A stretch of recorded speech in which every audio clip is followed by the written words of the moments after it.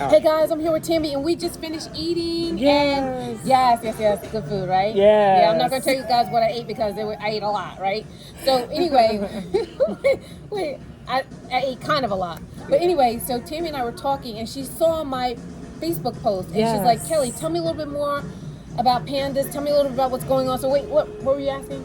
Yeah, I was really curious about the condition PANDAS and how it's often misdiagnosed as other conditions like autism.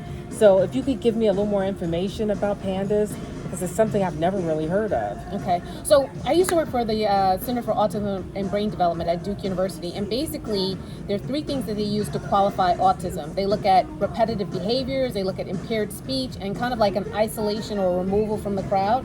So, social anxiety, social challenges. So those are three things. So those are social behaviors that could be, comorbid with with a lot of other conditions, right? Definitely. So one of the things with PANDAS is individuals have those types of challenges. They have social challenges. There's usually like an OCD. There's an aggression, like attack aggression type of attitude. There are a lot of different things that could be confused with other diagnoses. So sometimes it's diagnosed as OCD, autism, ADHD, a lot of different things. So how do you distinguish PANDAS from these other conditions? So two things. One is that autism is something that a child is born with, right? Okay. They're born with that type of neuroinflammation. PANDAS is something where there's an all of a sudden onset. So like maybe 6 months down the road, a year down the road, further along the way. So PANDAS is someone who has a weakened immune system. Basically, when they come in contact with like strep, COVID, chickenpox, like one of those types of viruses, their system can't fight it off. Mm-hmm. So because they can't fight it off, they wind up having adverse social behaviors. Oh, wow. So listen to this. So for instance, So we have something called microglia, and that's what protects our immune system, right? Protects the brain, spinal cord, central nervous system. So what happens is when an infection comes along, this microglia spreads out and starts to attack those different, the infection, right? The infection, okay? Sometimes it attacks the infection. And so what happens is with PANDAS, is not only does it attack the infection, but it starts to eat away at the brain. Wow. So therefore, you start to have this neuroinflammation because it's attacking the brain. Mm-hmm. When your brain is being attacked and your central nervous system goes into over mode, because it's like with PANDAS, like they don't know if your body has to, if they're fighting off 5% of a virus or like 90% of a virus. What happens is the way that your central nervous system works or your microglia works for 5%, it would also work. The way that it works for 90% is the way that it will also work for 5%. Right. So I'm sorry.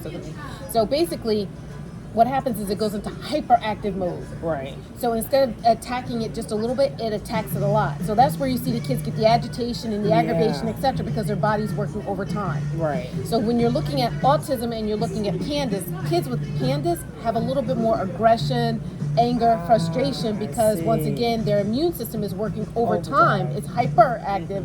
Mm-hmm. And so once again, like I said, it's the same as if it were charging after 90%, like a huge infection. Right. Is the same exact energy it exerts if it's a very small infection. Right. So that's where the PANDAS and the autism kind of differ. I actually started to learn about this PANDAS and autism, and the difference is because when my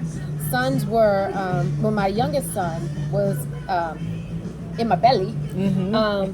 The doctor actually told me, he said, I had Lyme's disease and I also had the chickenpox vaccine. I had the chickenpox vaccine and I had a deer tick at the same time. And so the doctor told me, based on the medication that I was taking, that my son could be autistic, and started to talk to me about aborting him. And I said, no, I would not abort my son. Right. So he wanted to find out, he wanted to explain to me a little bit more about what was going on. And so I had to do the in vitro, the sonogram. Right. Okay. So I did the sonogram. And when I did the sonogram, what he did was he checked for, what they were doing was checking the 5 brain stems, or the areas that the 5 areas that the brain stems control. So that's fine motor, gross motor, audio, visual, and cognition, right? Those things.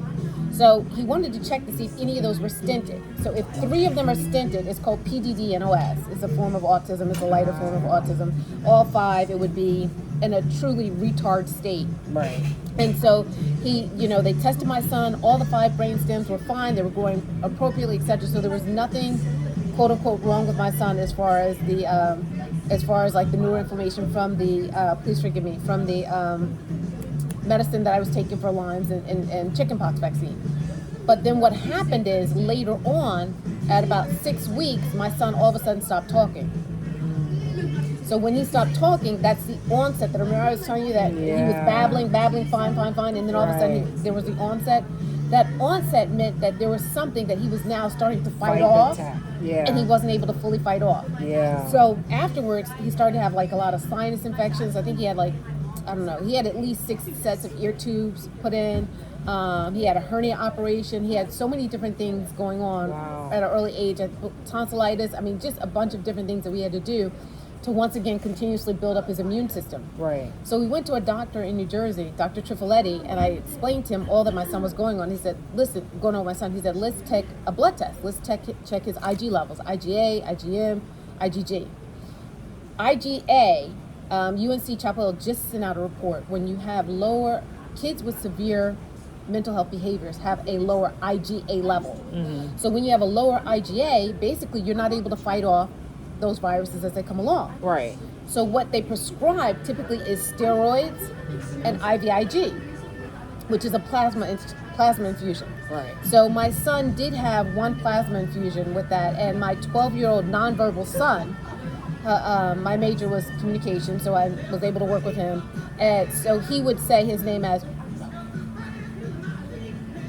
right? Mm-hmm. And so after the IVIG, he only had half of the dose. I said, what's your name? He said, Noah Bibbs.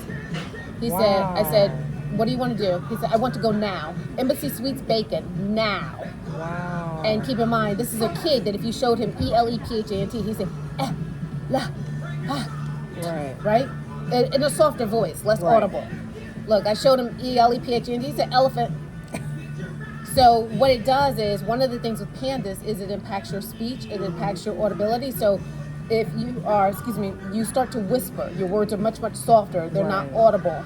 And sometimes when they're whispering and they're softer, the person who's listening is like, look, I got 10 other things going on around me. Right. So the child then gets frustrated because they are communicating. It's just not being received rapidly, and they're not communicating rapidly and not being properly received. So that's where you'll notice a lot of things with the aggression, the whispery voice, the diet restrictions, very, very picky diet. Wow. They will eat very few things.